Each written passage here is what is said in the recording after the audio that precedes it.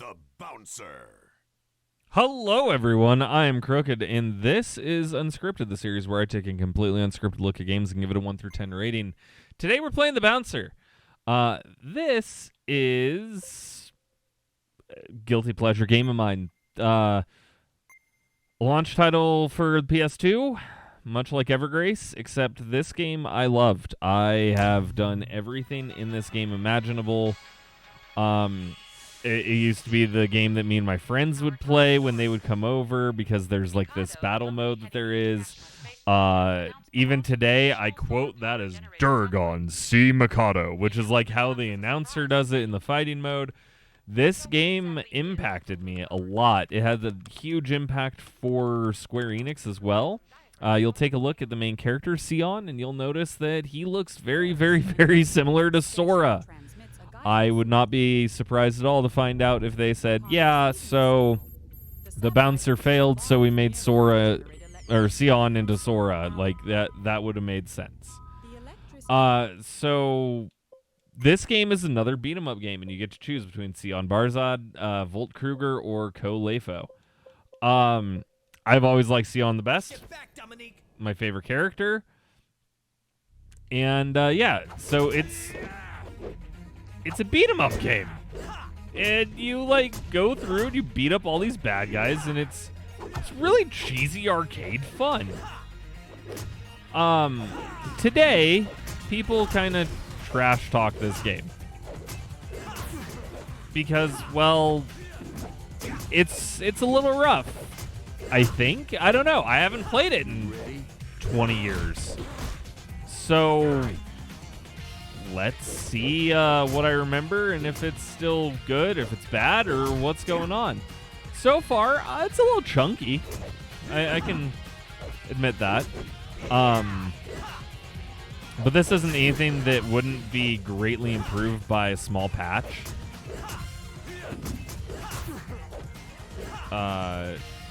So far, I mean, hey, come on. It looks good. It plays all right. I mean, when you think that this game came out in 2000, and we're getting games today that don't even look this good, graphically, this game was way ahead of its time. Way ahead of its time. People might say it isn't because they're like, oh, well, it's pixelated. Look at this. No, this game is way ahead of its time. This looks like an early PS3 game, and this was a launch title for the PS2. This game is great looking. Even by today's standards, this game looks fantastic. You can move with the D-pad and the analog stick. At the end of every level, you get to level up your character. Going through things are scripted, like cinematics. There's scripted events in the game. There's different paths in the game. There's story that tells you what happened between the characters that led them into this life. There is so much here. It is a little slow, and the blur is really bad on those cutscenes. But honestly, I'm trying to find out why people don't like this game. I do remember some of the boss fights are absolutely insane in this. They're not easy at all to get through. But this is a 3D brawling game. Like, this is a fighting game. I don't see much difference between this and, say, Maximum Carnage or Streets of Rage. Is it as good as Streets of Rage? Absolutely not.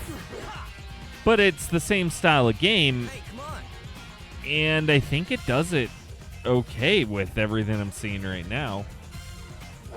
Again, the graphics can be a little blurry at times, but think about what you get for this. I'm not going to get anything for that level. You have 3 playable characters that you get to level up as much as you want. There's a fighting mode in the game once you unlock it. And the fighting mode allows you to play as a number of enemies. You can play as the 3 mains. You can play as the big bads. Like, you get to play as anyone. You even get to play as Dominique, who's like the main damsel in distress type character in this game. Each of the 3 characters has their own strengths and weaknesses. Like Volt, he's kind of like a wrestler. He hits hard. He has a ton of health. He's slow. Ko is very, very, very, very fast. Has a lot of agility type moves and doesn't do a ton of damage. Sion's kind of the balanced of the 3. And it works out really well. You beat up a few guys, you go on the next level, you save if you want, and you continue on. You watch the cutscene. Maybe that's what it is. The mission-based format isn't good, and people didn't like that. But honestly, we've seen the mission-based format come out many, many times since then. It basically plays like Final Fantasy VII Crisis Core. But instead of doing Zack's actions, you're in a fight. And I don't know if it's the case, but I'd be willing to argue that this probably inspired the PSP mission style that Crisis Core had. Again, a lot of people trash this game. I can see that it has some flaws because it is a little annoying to have to, go in and level up your character every time and to have little teeny tiny fights, then you go on to the next thing. But when you think of the hardware at the time, that's basically like a loading screen or a loading between levels. And it does get better. There's a lot of cutscenes and story in the game, though. As you continue through the game, you get to level up the characters more and more, and introduces different challenges, and there's different requirements to unlock certain characters and certain things for the battle mode. And honestly, the worst crime that I've seen this game commit so far is that it's a little slow and has a lot of load screens and cutscenes. But I think if this game got remade with a bit more fluidity,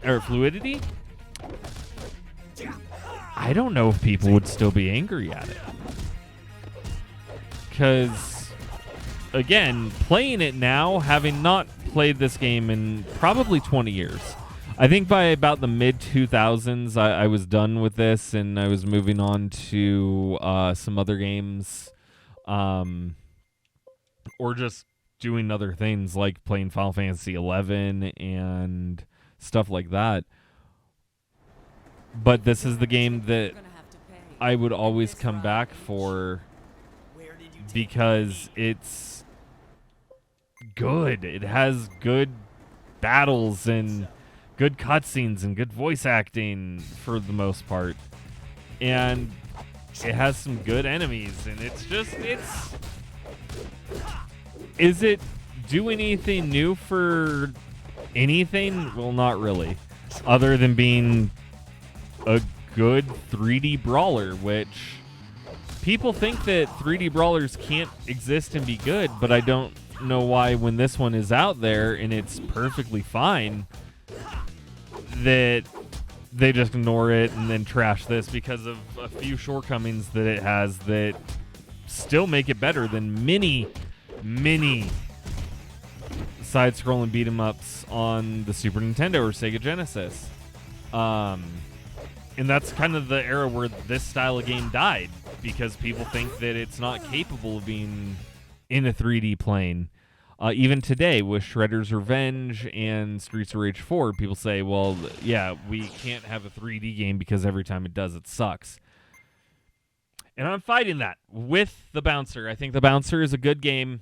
It has a few flaws, but I think people were way too hard on it, and it is 100% worth a revisit. Just playing this, I've had fun. I've wanted to, come back and be like, yeah, let's play this again. And so far, I want to come back and keep playing this.